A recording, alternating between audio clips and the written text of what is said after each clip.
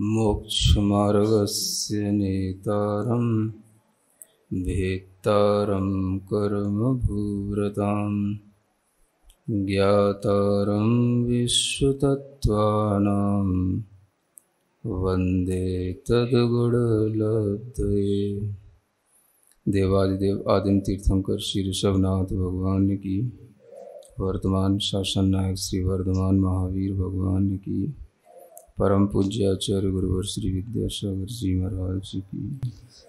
तत्वाश्रुत ग्रंथराज के स्वाध्याय में अष्टम अध्याय के माध्यम से नाम कर्म की प्रकृतियों का वर्णन चल रहा है। नाम कर्म की गति जाति आदि अनेक प्रकृतियां जिनके माध्यम से इस शरीर की रचना होती है और शरीर में अनेक तरह की जो उपलब्धियां हैं वो इसी नाम कर्म के माध्यम से मिलती हैं। यह प्रकरण जो चल रहा है और वह स्पर्श रस गंध वर्ण आनुपूर्वी तक इसके बारे में बताया जा चुका है। नाम कर्म की इन्हीं प्रकृतियों में आगे आचार्य कहते हैं एक अगुरु लघु नाम कर्म होता है। कौन सा? अगुरु लघु, यह एक नाम कर्म का भेद है। इसका मतलब होता है कि जीव को इस कर्म के उदय से जो शरीर की प्राप्ति होती है और उस शरीर में ऐसी एक गुणवत्ता उसके अंदर आ जाती है कि जिसके कारण से शरीर ना तो गुरु माने बहुत ही भारी हो और लघु माने बहुत ही हल्का भी ना हो। यानी कोई भी जीव है, अगर उसका शरीर बहुत भारी होगा तो वह अपने शरीर को भी उठा नहीं पाएगा, और अगर उसका शरीर बहुत हल्का होगा तो कभी भी हवा में उड़ जाएगा। तो जो इतना हल्का भी ना हो कि जैसे रुई के फोए उड़ते रहते हैं, कपास के कभी आपने रेसे देखे हों, आग के फूल कहलाते हैं, वो अगर कभी उड़ रहे हैं तो जैसे वो अपने आप उड़ते ही रहते हैं बिना हवा के भी। तो ऐसे ही अगर शरीर में यह अगुरु लघु नाम कर्म का फल न हो तो वो शरीर ऐसा हवा में उड़ता रहता, और अगर भारी इतना हो जाता कि उसके कारण से वह अपने शरीर को भी न उठा पाए न करवट ले पाए, है ना, एक बार बैठ जाए तो फिर चार आदमी उसको उठाने को लगें, तो ऐसा भी जो कर्म न होने दे, इतना जो उपकार है इसके कारण से वो है अगुरु लघु नाम कर्म। ध्यान में रहेगा। अगुरु लघु एक तो गुण होता है जो सिद्धों के अंदर प्रकट होता है, वो अगुरु लघु गुण वो अलग है, और ये अगुरु लघु नाम कर्म का एक भेद है। तो यह अगुरु लघु नाम कर्म ही है जिससे हम मन चाहे तरीके से कहीं पर भी बैठ जाते हैं, उठ जाते हैं।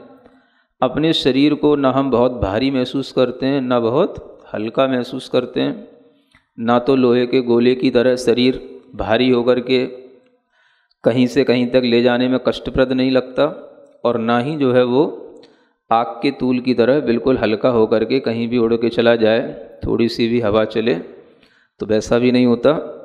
तो यह जो शरीर के अंदर जो बैलेंस है, इस बैलेंस को बनाने का काम कौन सा कर्म करता है?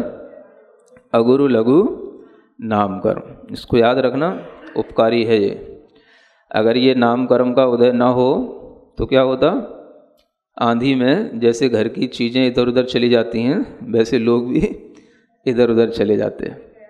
और आंधी तो बहुत दूर की बात है, अगर हवा भी हल्की सी भी चले तो भी फिर अपना शरीर कोई संभाल नहीं पाता।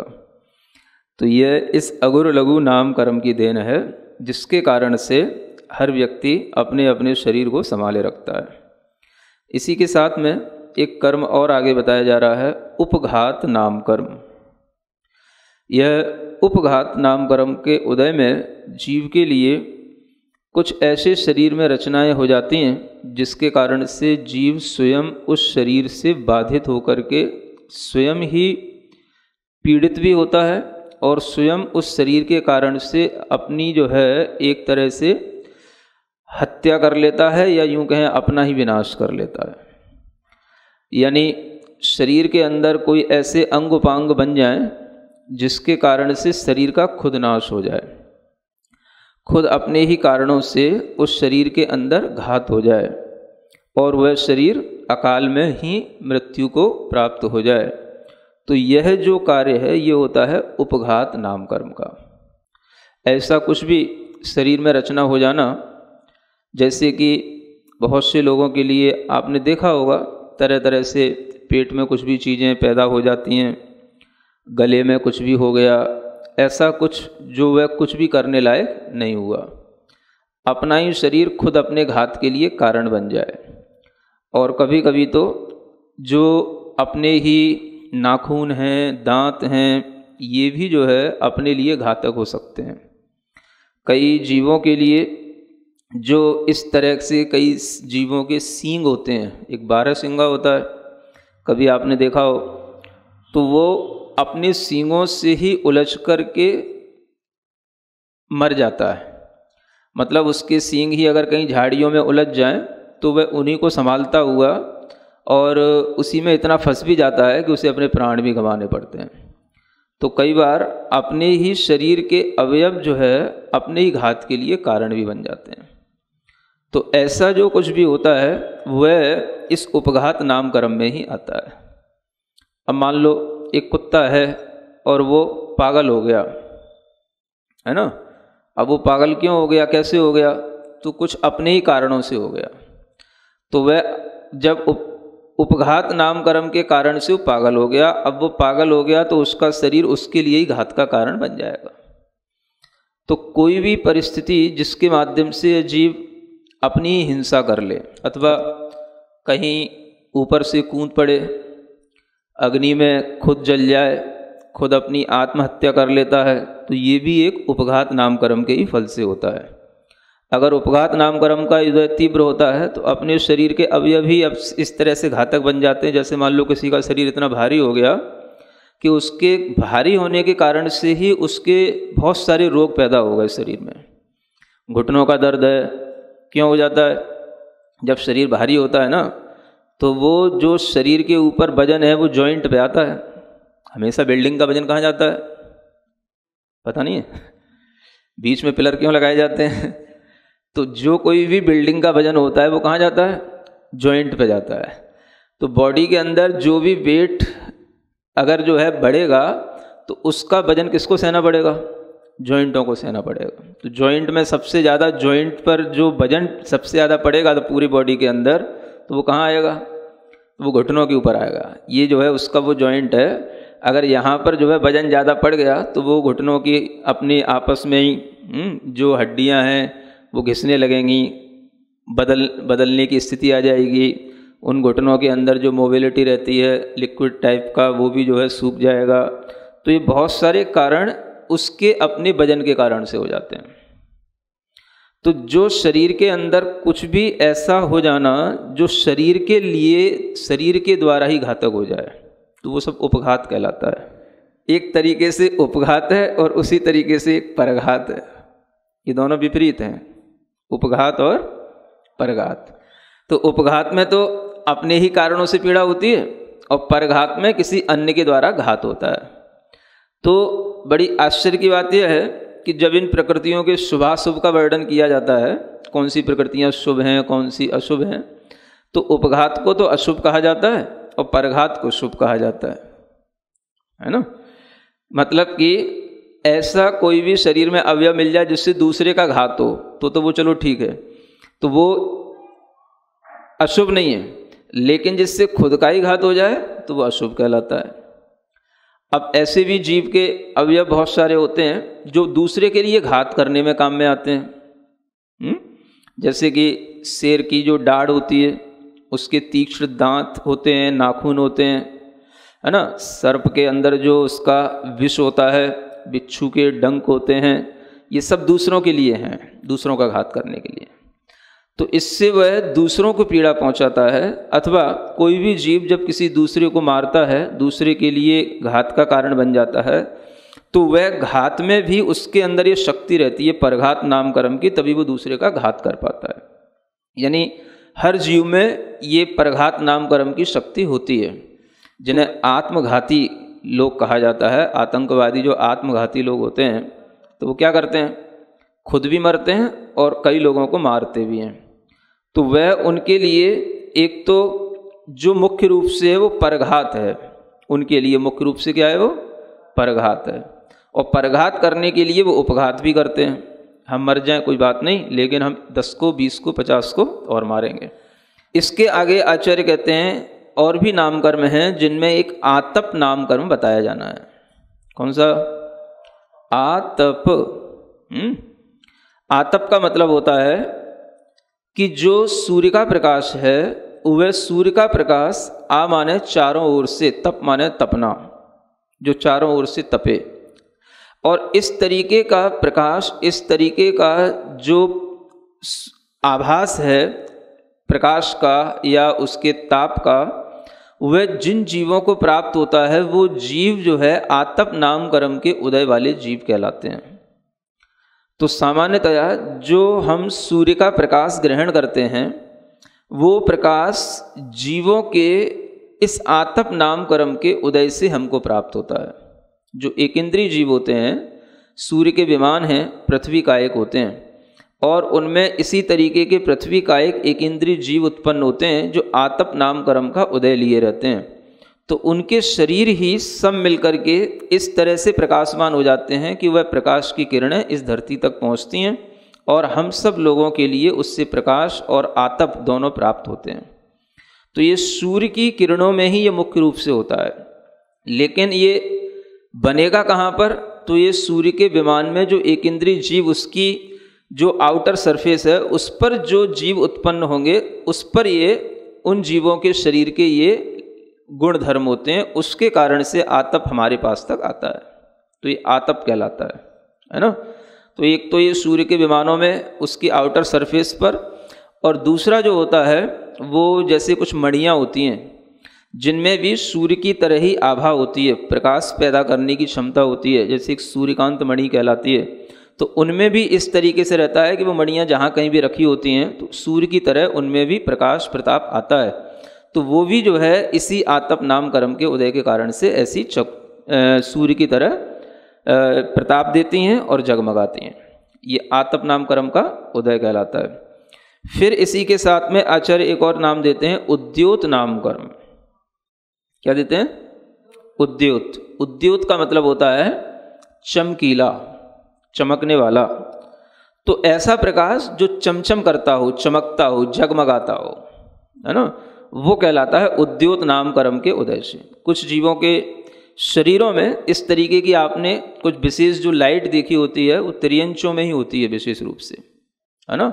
जैसे कि जुगनू होता है ना, और भी कई आप जीव देखेंगे तो त्रियंच गति में भी बड़े बड़े बेहतरीन और बड़े बड़े आकर्षक जीव भी आपको 2 इंद्रिय 3 इंद्रिय मिल जाएंगे, है ना। कई बार एक लाल रंग का एक कीड़ा देखने को मिलता है मिट्टी में, बरसात के दिनों में खास तौर से बड़ा चमकीला होता है वो भी।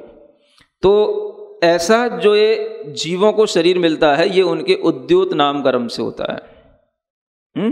जुगनू वगैरह हैं। और इधर जो चंद्रमा का जो प्रकाश है, इसमें भी जो चंद्रमा का विमान है, उसकी भी आउटर सरफेस पर जो जीव उत्पन्न होंगे वो ये उद्योत नाम कर्म के उदय वाले जीव होते हैं। तो उसके माध्यम से यह एक ऐसा प्रकाश जो आँखों को अच्छा लगे, वो तो उद्योत कहलाता है। और जिससे आँखों में चकमकाहट आ जाए, देख ना सकें, वो कहलाता है आतप। तो आतप में और उद्योत में अंतर होता है। और इसी के साथ एक चीज़ और समझ लेनी है कि जो अग्नि होती है, उसकी जो उष्णता होती है, उसमें भी प्रकाश होता है, उसमें भी उष्णता होती है। तो अग्नि की उष्णता में और ये आतप नाम कर्म के जो जीव हैं, उनकी उष्णता में, दोनों में अंतर है। क्या समझे? क्या अंतर है? जो अग्नि होती है, वह जिस स्थान पर वह अग्नि जनरेट होती है, वह मूल जो स्थान है वह भी उसका गर्म होता है। अग्नि में जहाँ से वो अग्नि उत्पन्न होती है वो स्थान भी गर्म होता है, और उसकी जो किरणें निकलती हैं, उसकी जो लौ निकलती है वो भी ज्वलनशील होती है। तो अग्नि का मूल भाग भी गर्म हुआ और उसकी जो किरणें निकली वो भी गर्म हुई। लेकिन आतप में ऐसा नहीं होता। आतप नाम कर्म का उदय जिन जीवों के रहता है वो स्थान पर मूल भाग ठंडा होता है और उनका जो ये प्रकाश निकलता है ये गर्म होता है। यानी आपको जो सूर्य है वो आपको एक तपा हुआ बहुत बड़ा अग्नि का गोला जैसा दिखता है, वहाँ गोला अग्नि जैसा कुछ नहीं होता है। कई लोग पूछते हैं कि अग्नि का इस तरह से जब ये गोला है सूर्य, तो वहाँ पर देवलोग कैसे रह जाते हैं, है ना। तो उसमें दो बातें हैं कि देवलोग जहाँ रहते हैं वो तो अग्नि जो है वो तो बाहर है, जो प्रताप उसका जो आतप है वो तो बाहर है, देवलोग तो अंदर रहते हैं, तो देवों को उससे कोई फर्क नहीं पड़ता। पहली बात तो ये। और दूसरी बात ये कि आतप नाम कर्म के कारण से वह जो विमान का मूल भाग है वो ठंडा रहता है, उसमें गर्माहट नहीं है। कि जहाँ अग्नि की उष्णता में, आतप में और उद्योत में क्या अंतर है, तो उद्योत में दोनों ही चीज़ें ठंडी हैं, उसका जो मूल भाग है वो भी ठंडा है और उसकी जो रेज है वो भी ठंडी है। तो ये तीन चीज़ों में इस तरह से आप अपने अंदर एक अंतर बना करके रखना, इसी के माध्यम से आपको इन तीनों का अलग अलग भाव समझ में आएगा। तो उद्योत नामकर्म हो गया, इसके साथ साथ एक और नामकर्म आगे आता है उच्छ्वास नामकर्म। कौन सा? उच्छ्वास। उच्छ्वास का मतलब जो श्वासोश्वास की प्रक्रिया चलती है उसे कहा जाता है उच्छ्वास नामकर्म, है ना। अब ये उच्छ्वास नामकर्म के कारण से क्या होता है, श्वास लेना और श्वास छोड़ना। सामान्य से आप परिभाषा पढ़ेंगे तो यही लिखा मिलेगा, श्वास लेना और श्वास छोड़ने का नाम जो कार्य होता है, ये कार्य में कारण क्या है, तो उच्छ्वास नामकर्म के कारण से होता है।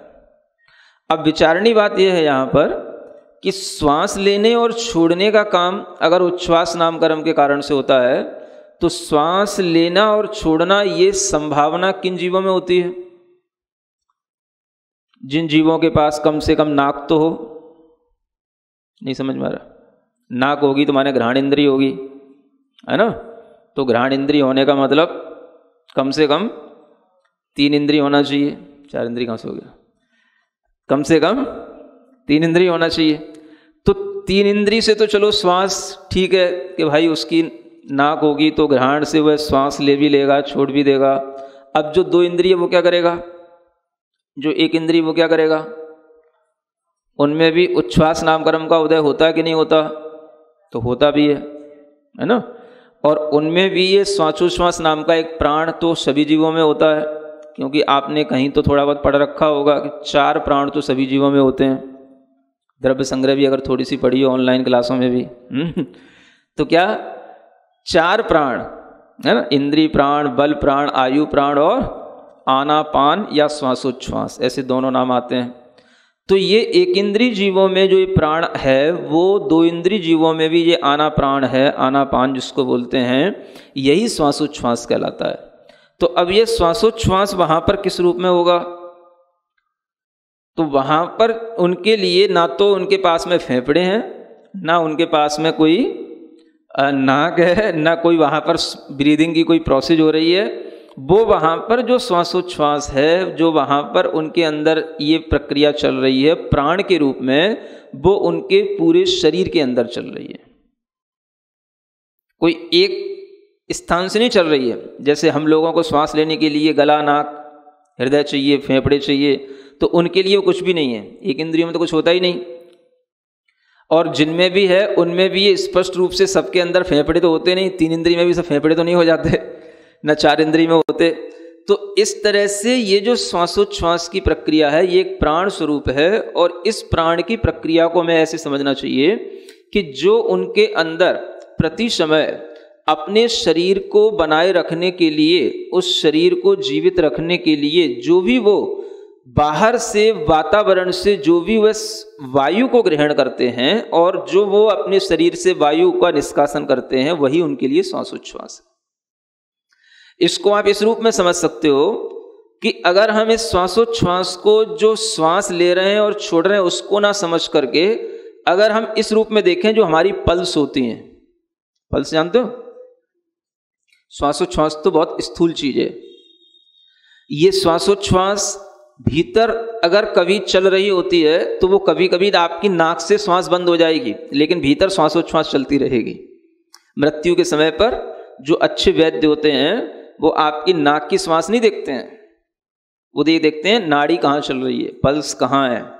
तो वो बॉडी के अंदर कहीं भी हो सकती है, पैर में हो सकती है, हाथों में हो सकती है, हार्ट पे हो सकती है, कहीं भी हो सकती है। तो वो जो पल्स है उसी को हमें प्राण समझना चाहिए, उसी को हमें इस उच्छ्वास नाम कर्म के कारण से श्वासोच्छ्वास की गति के रूप में जानना चाहिए, है ना। तो ये परिभाषा इसके अंदर ठीक बैठती है और उसी के माध्यम से वस्तुतः ये जीवन चलता है। तो प्राण अपान जो ये प्राण बने हैं, उन प्राणों के लिए भी एक पर्याप्ति चाहिए होती है और श्वासोच्छ्वास नाम की, और वह पर्याप्ति के लिए भी जो कारण होता है वो ये श्वासोच्छ्वास नाम कर्म का उदय होता है। तो इस कर्म का उदय होने पर इस तरह से पर्याप्तियां और ये प्राण बनेंगे, तब जाकर के वो जीव के अंदर पूरा जीवन चलता है। इसके बाद में आचार्य कहते हैं एक नाम कर्म होता है विहायो गति नाम कर्म। कौन सा? विहायो गति। विहायस शब्द होता है जिसका मतलब होता है, विहाय माने होता है आकाश, विहायस माने क्या होता है? आकाश, और उसमें जो गमन होता है गति, उसका नाम है विहायो गति। सुन रहे हैं? तो ये विहायो गति नाम कर्म के कारण से ही जीव की गति होती है, गमन होता है अपने शरीर को लेकर के, जो वो गमन कर रहा है किसके कारण से? विहायो गति नाम कर्म के कारण से। आप कहोगे ये तो आकाश में गमन कराने वाली गति के लिए कारण है ना। तो आकाश में गमन जैसे पक्षियों का होता है, आकाश में उड़ने वाले खच्चर प्राणियों का होता है, उसी तरीके से जो कोई भी जीव चल रहा होता है, जो अपने कदम उठा करके रखता है और चलता है, उसके लिए यह विहायो गति नाम कर्म के माध्यम से ही होता है। फिर आप कहोगे इसमें आकाश का क्या काम है? इसमें आकाश का काम यह है अवगाहन देना। आकाश का गुण क्या है? अवगाहन देना, माने वह कर्म जिसके कारण से आप इस स्थान पर अवगाहन लग करके अपने पैर को उठा करके दूसरी जगह पर रख रहे हो अथवा घसीट भी रहे हो। जैसे सरीसृप जाति के जीव होते हैं तो उनमें भी जो चलना हो रहा है, ये भी उनकी गति जो है ये विहायो गति में ही आएगी। ये विहायो गति नाम कर्म के कारण से ही जीव चलता है। अब आप कहोगे हमारा गमन आकाश में कहाँ हो रहा है, हम तो पृथ्वी पर चल रहे हैं। तो आप देखो, विचार करो कि आप पृथ्वी पर चलते हो कि आकाश में चलते हो? चलना कहाँ हो रहा है? आपने एक पैर नीचे जमा के रखा और दूसरा पैर आपने उठाया, तो उठा करके जो आपने प्रोसेस की, ये कहाँ किया आपने? और वहां पर रखा, और रखने के बाद में आपने पिछले वाला पैर उठाया। तो चलना कहाँ हो रहा है? चले तो वस्तुतः आप आकाश में ही है ना। ये समझ आया? जमीन पे तो चलना तब होगा जब आप यूं स्केटिंग करेंगे। जब चलो तो देखना, एक एक स्टेप उठाना, फिर देखना कि मैं आकाश में चल रहा हूं, पृथ्वी पे तो केवल जोर डाल रहा हूं। पृथ्वी पे तो पिछले पंजे का केवल प्रेस करना पड़ता है, चलना तो आकाश में ही होता है।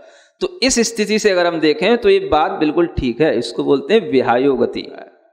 अब ये गति दो प्रकार की होती है, एक शुभ होती है, अशुभ होती है। इसी को जो है प्रशस्त और अप्रशस्त के नाम से कहा जाता है। प्रशस्त माने अच्छी लगने वाली गति। तो कुछ जो ऐसे भी पशु या ऐसे भी जो है प्राणी हैं जिनकी गति अच्छी मानी जाती है ना। जैसे कि हंस की चाल, कभी सुना है ना आपने? हंस की चाल। अब हंस कहाँ देखने को मिलेगा? तो जो हंस की चाल है वो प्रशस्त है। अब आप देखो, कहीं भी गूगल पे देख लो, हंस को चलता हुआ देखना। हंस ना देखे कोई बात नहीं, हाथी तो देखा होगा ना, एलिफेंट। तो हाथी की भी जो चाल है वो भी प्रशस्त चाल कहलाती है ना। हाथी की और हंस की, है ना, और भी जो अच्छे बड़े बड़े प्राणी हैं, घोड़े की भी चाल प्रशस्त चाल कहलाती है। मयूर की, ये प्रशस्त हैं। और जो अप्रशस्त है वो ऊंट की, है ना, ऊंट की चाल देखी ना, तो वो जो अलग उचक उचक के चलने की, है ना, जो उसके अंदर आदत होती है वो उसकी चाल है। तो ये ऊंट की चाल है, अथवा ये कुत्तों की चाल, सियार लोमड़ी वगैरह की चाल इनकी देखोगे, है ना, सिंह की चाल तो प्रशस्त कहलाएगी और कुत्तों की ये अप्रशस्त कहलाती है। तो इस तरह से आप उस चाल का अंतर समझ सकते हो, एक प्रशस्त गति है और एक अप्रशस्त गति है। अब आप ये देखो कि ये सब चीजें हमारे अंदर करने से नहीं है, स्वभाव से है। जिसका जिस तरीके से चलने का ढंग है, जिसको जिस तरीके से शरीर मिला है और वो जिस गति से शुरू से चल रहा है, उसको आप चेंज नहीं कर सकते हो। आप किसी को कितना ही टोको बार बार, या किसी को कितना ही कुछ कहो कि तू क्यों बार बार ऐसे चलता है, ऐसे पैर रख, ऐसे चल, तो वो कभी नहीं सीख सकता, क्योंकि ये चीज सीखने की नहीं है, ये उसको उसके नाम कर्म से मिली है। जो डिफरेंस है उसकी अपनी स्टाइल में, वो जो है उसको इस नाम कर्म के कारण से डिफरेंस आता है ना। तो एक तो ये, और एक आप बनावटी को चलो तो बात अलग है। जो किसी स्टाइलिस्ट होकर के थोड़ा सा चलोगे वो अलग बात है, वो तो आप बहुत देर तक नहीं चल पाओगे, वो तो थोड़ी बहुत देर तक चलोगे, है ना। हाँ, बस जितनी देर तक बहू जो है ना, हाँ, जब तक मंदिर से घर पे आती है नई बहू, तब तक उसकी जो चाल होती है अलग होती है ना। हाँ, स्टेज पर हाँ फेरे लगाते समय तो ये वो अलग है थोड़ी देर के लिए। हाँ, रैंप पर बहुत सारे लोग आजकल सब डिजाइनर वो सब करते हैं, तो ये सब जो है ये तो थोड़ी देर के लिए है। लेकिन जो आपकी नेचुरल जो स्पीड है और जो स्टाइल है वो इस कर्म के कारण से जैसी है वैसी रहेगी, उसको हम चेंज नहीं कर सकते, उसको बदला नहीं जा सकता। और कोई कितना भी टोके तो भी हम हैंड राइटिंग तो संभाल सकते हैं, समझ आ रहा है कि भाई ऐसे लिख वैसे लिख, लेकिन चाल नहीं संभाली जा सकती किसी को। तो ये भी आप उसके कर्म का उदय जाने, चाहे वो अच्छा लगे या बुरा, सोचना क्या है, ये इस कर्म के उदय से इस तरह से ही इसको मिला है, हमें इससे बाधित होने की जरूरत नहीं है और इसको भी बाधा पहुंचाने की जरूरत नहीं है। तो ये कर्म के फल अगर हमें समझ में आएंगे तो हमें ये सब चीजें समझ में आएंगी। विहायो गति काम की है कि नहीं, सभी कर्म समझ में आ रहा है ना, सबसे सबको परिचय भी हो रहा है, क्योंकि ये सब अपने लिए अच्छे ढंग से पकड़ में आ रहे हैं और परिचय में भी हैं, क्योंकि शरीर में ये सब चीजें घटित होती ही रहती हैं। अब इसके आगे शुरू होता है प्रत्येक शरीर नाम कर्म। कौन सा? प्रत्येक शरीर, ये भी एक नाम कर्म है, जिसके कारण से ऐसा शरीर बनना कि उस शरीर का स्वामी एक ही जीव हो, तो वो कहलाएगा प्रत्येक शरीर नाम कर्म वाला जीव। कोई भी जीव होता है, जब वह जिस पर्याय में जन्म लेने का होता है तो उससे पहले ही ये सब कर्मों के बंधन उसके साथ जुड़ जाते हैं, और ये बहुत सारे कर्मों के तो कॉम्बिनेशन होते हैं। समझ में आ रहा कि वो कॉम्बिनेशन, जैसे मान लो आप पंचेंद्रीय पर्याय में उत्पन्न हुए तो उसमें कॉम्बिनेशन प्रत्येक शरीर का ही बैठेगा, ये कॉम्बिनेशन ही है उसके साथ में। क्योंकि साधारण जो शरीर होता है, इसका उल्टा कौन सा होता है? साधारण शरीर। अब यहां से दोनों तरीके की चीजें शुरू होती हैं, उल्टी भी और सीधी भी, इसलिए आगे एक शब्द आएगा सेतराणी, से स इतर माने उसके उल्टे भी साथ में लेना ये भाव। तो ये प्रत्येक शरीर के साथ में साधारण शरीर होता है जो इसके बिल्कुल जस्ट अपोजिट है। तो उसमें क्या होता है कि एक शरीर के अनेक जीव स्वामी होते हैं, यानी शरीर एक होगा, रहेंगे अनेक जीव, तो ये कहलाता है साधारण शरीर। और ये केवल एक इंद्रिय निगोद जीवों का ही शरीर कहलाता है। बाकी के जितने भी जीव हैं वो सभी प्रत्येक शरीर वाले होते हैं। तो प्रत्येक शरीर में हर जीव अपना कम से कम अपने शरीर का आभास करता है, अपने शरीर में अपनी तरह से जीता है। उसका शरीर जब मरेगा तो ही उसके लिए मृत्यु होगी, उसका शरीर जब घात को प्राप्त होगा तो ही उसका प्राण निकलेगा। लेकिन जहाँ पर साधारण शरीर है तो साधारण शरीर में एक शरीर में अनंत जीव हैं, तो एक जीव अगर वहां मरता है तो सब अनंत मर जाते हैं, क्योंकि एक के शरीर के घात होने से सबके शरीर का घात होता है। ये क्या कहलाता है? ये साधारण है, ये निगोद की स्थिति कहलाती है ना। एक के जन्म लेने से अनंतों का जन्म होता है और एक के मरने से अनंतों की मृत्यु होती है। एक की श्वास चलती है, अनंतों की श्वास चलती है।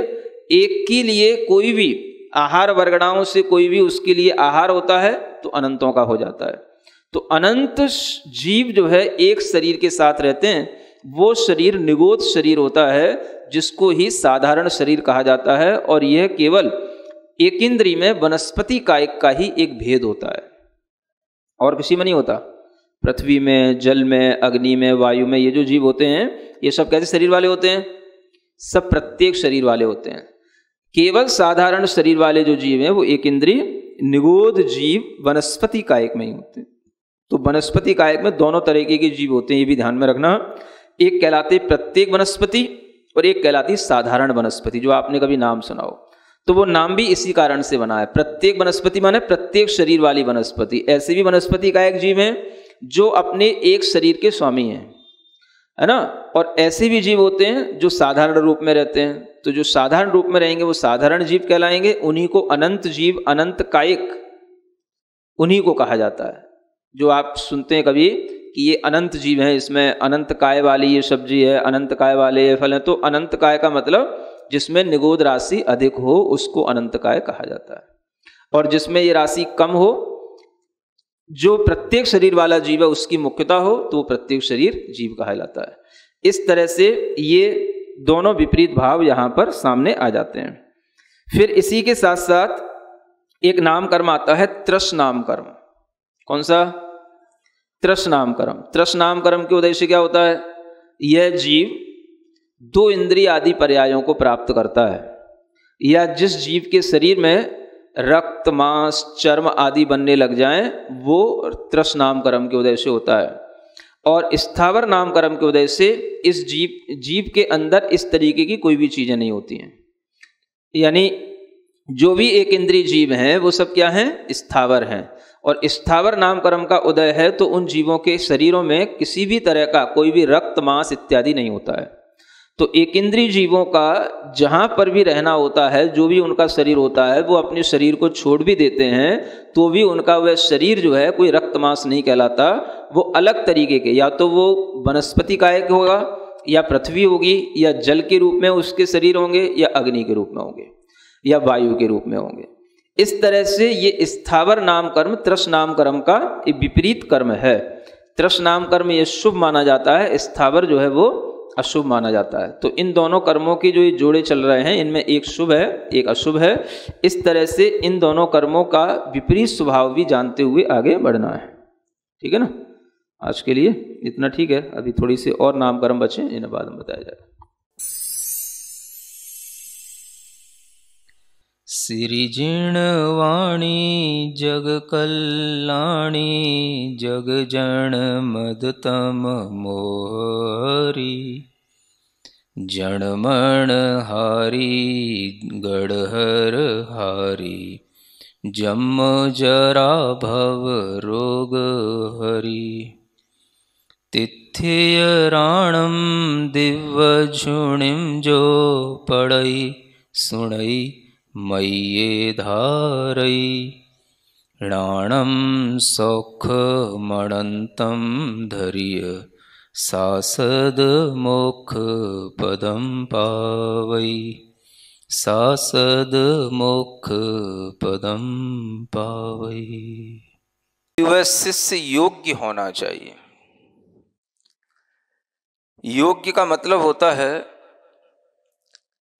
जो गुरु के भावों से जुड़ जाए, उसे योग्य कहते हैं।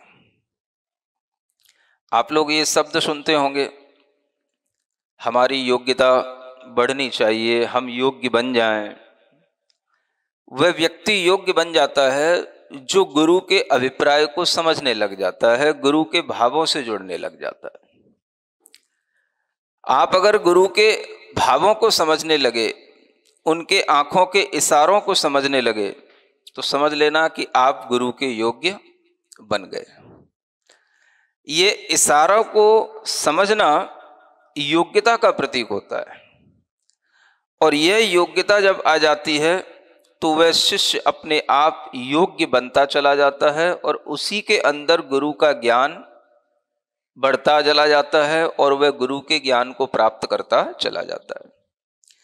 तो आचार्य श्री ने बहुत अच्छा शब्द लिखा है कि योग्य शिष्य के अंदर ही हम कुछ योग्यता को ला सकते हैं, और योग्यता का मतलब होता है कि उसके अंदर ग्रहण और धारण करने की एक शक्ति होना चाहिए। एक चीज ग्रहण है और एक है धारण। जो गुरु के द्वारा कहा जा रहा है उसे वो ग्रहण कर पाए।